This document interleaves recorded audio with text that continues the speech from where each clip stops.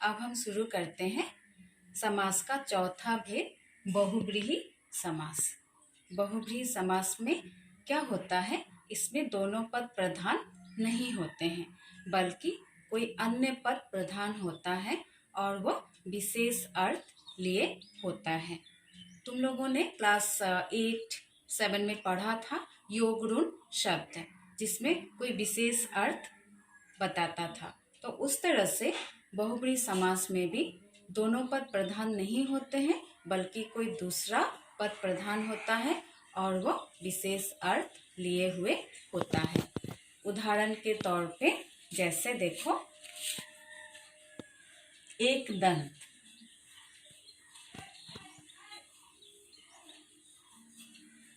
तुम लोग जानते हो एक दंत किसे कहते हैं? एक दंत, ठीक है। जब तुम एक दंत को विग्रह करोगे यानी अलग अलग करके लिखोगे तो ऐसे लिखोगे, एक दंत है जिसका, यहाँ पे है जिसका लगता है।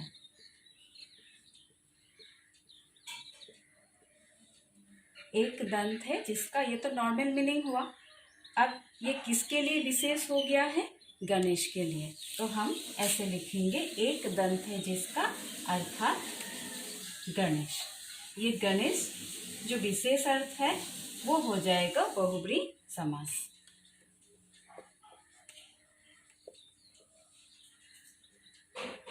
इस तरह से, ठीक है।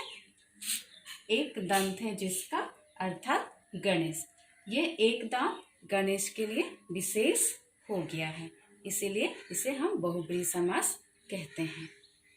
विग्रह करते समय है जिसका, है जिसके या फिर वाला भी लगता है। दूसरा उदाहरण देखो तो तुमको ज्यादा क्लियरली समझ में आ जाएगा। दूसरा उदाहरण है,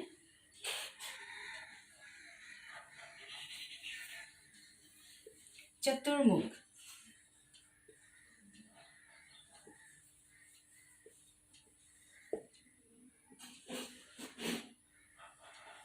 ये जो चतुर्मुख है, चतुर चार, मुख मुख, ठीक है। तो तुम ऐसे भी लिख सकते हो, चार मुखों वाला। किसको कहते हैं? ब्रह्मा को कहते हैं, ठीक है। या फिर तुम ऐसे भी लिख सकते हो, चार मुख हैं जिसके अर्थात ब्रह्मा। दो तरह से विग्रह कर सकते हो, किसी में तुम वाला भी लगा सकते हो और दूसरे में तुम है जिसके भी लगा सकते हो।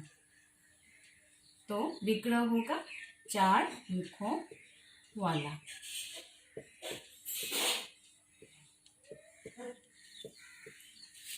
चार मुखों वाला अगर लिखोगे तो अर्थात नहीं लिखना है, ब्रैकेट में किसके लिए विशेष हुआ है? ब्रह्मा, उसको लिखना है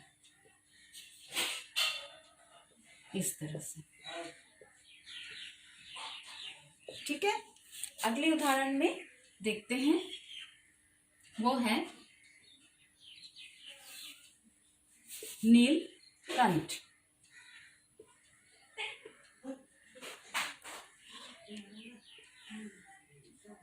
तो विग्रह जब करोगे नीले कंठों वाला, या नील कंठों मत लिखना, कंठ एक से ज्यादा हो जाता है, यहाँ पे सिंगुलर है। तो नील कंठ वाला किसको कहते हैं? शिव जी को कहते हैं।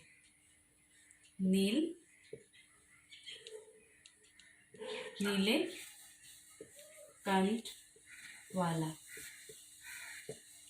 यहाँ पे नीले कंठ वाला शिव के लिए आया है, शिव के लिए विशेष हो गया है इस तरह से। तो बच्चों अगले उदाहरण को ध्यान से देखना। ये तो रहे सारे देवी देवताओं के उदाहरण।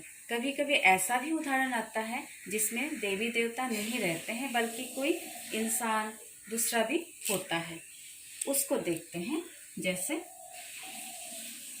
जितेंद्रिय।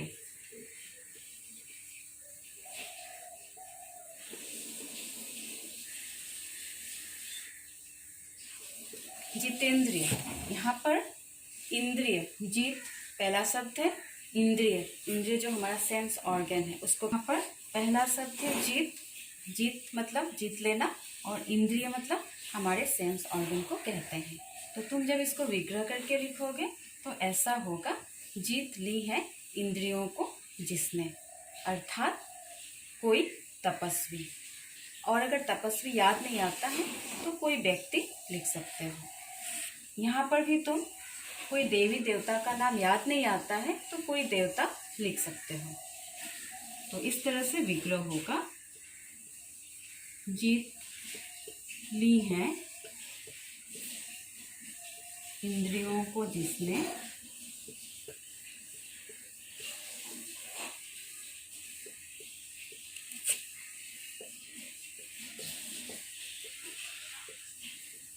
जब हम वाला करके विग्रह लिखते हैं तब ब्रैकेट आता है, और वाला को छोड़ करके जीत ली है इंद्रियों को जिसने तब अर्थात लिखते हैं, अर्थात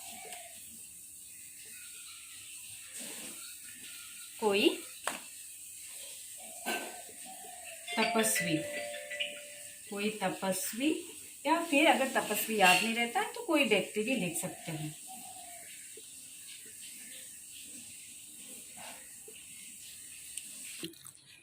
तो अगले उदाहरण को हम देखते हैं। वो देवी देवता से संबंधित नहीं है, बल्कि हम आम, ऋतु या फिर कोई व्यक्ति विशेष से संबंधित है। देखो उदाहरण है पतझड़।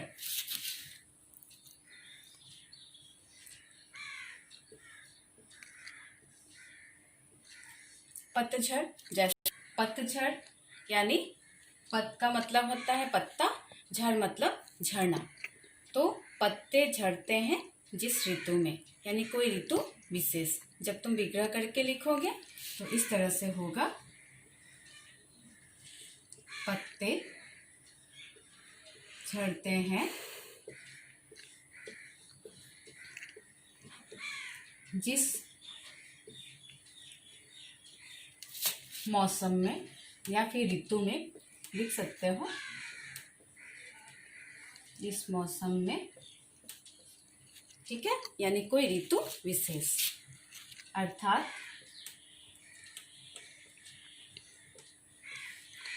कोई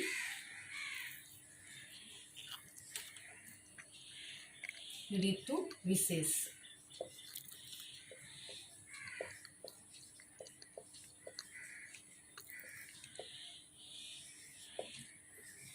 इस तरह से दूसरा उदाहरण हम देखते हैं। देखो मृगनयन।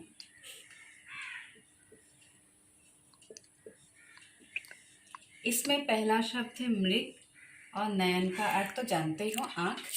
जब तुम इसका विग्रह करोगे तो होगा मृग नयनों वाला।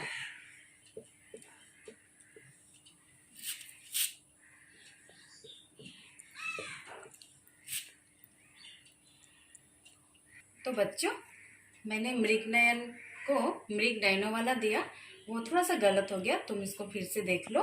मृगनयन को हम जब विग्रह करेंगे तो होगा मृग के समान नयनों वाला, ठीक है।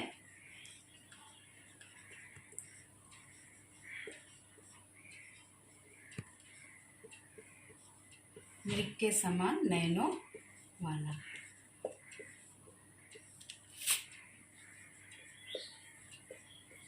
अर्थात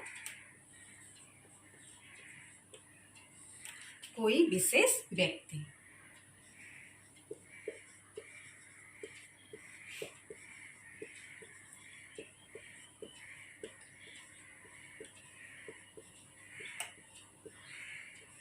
इस तरह से, ठीक है। अब दूसरे उदाहरण में देखते हैं, अंशु माली। माली, ठीक है। अंशु का मतलब होता है किरण, माली मतलब समूह, किरणों का समूह, ठीक है। अब किरणों का समूह किसके पास होता है तुम लोग जानते ही हो, ठीक है। इसका विग्रह होगा, किरणें हैं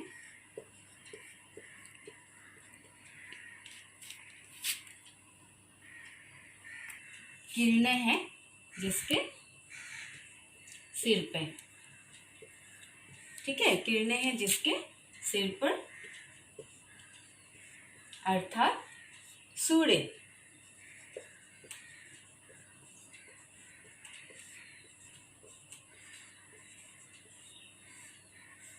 इस तरह से। अब अगले उदाहरण को देखो, वो है उदार हृदय।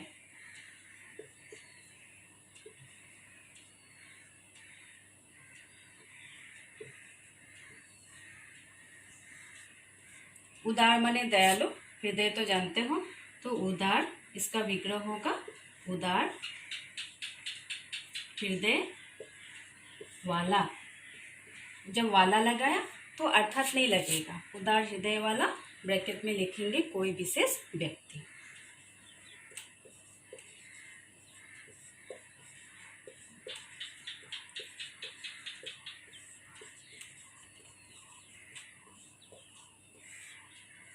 तो ये रहा बहुब्रीहि समास के उदाहरण और इसके उदाहरण। और आप लोग बहुत सारे उदाहरण हैं, आप लोग थोड़ा सा किताब को भी कंसल्ट कीजिएगा, क्योंकि इतने सारे उदाहरण देना पॉसिबल नहीं होता है। और अगर कोई कंफ्यूजन होता है तो पूछ सकते हो।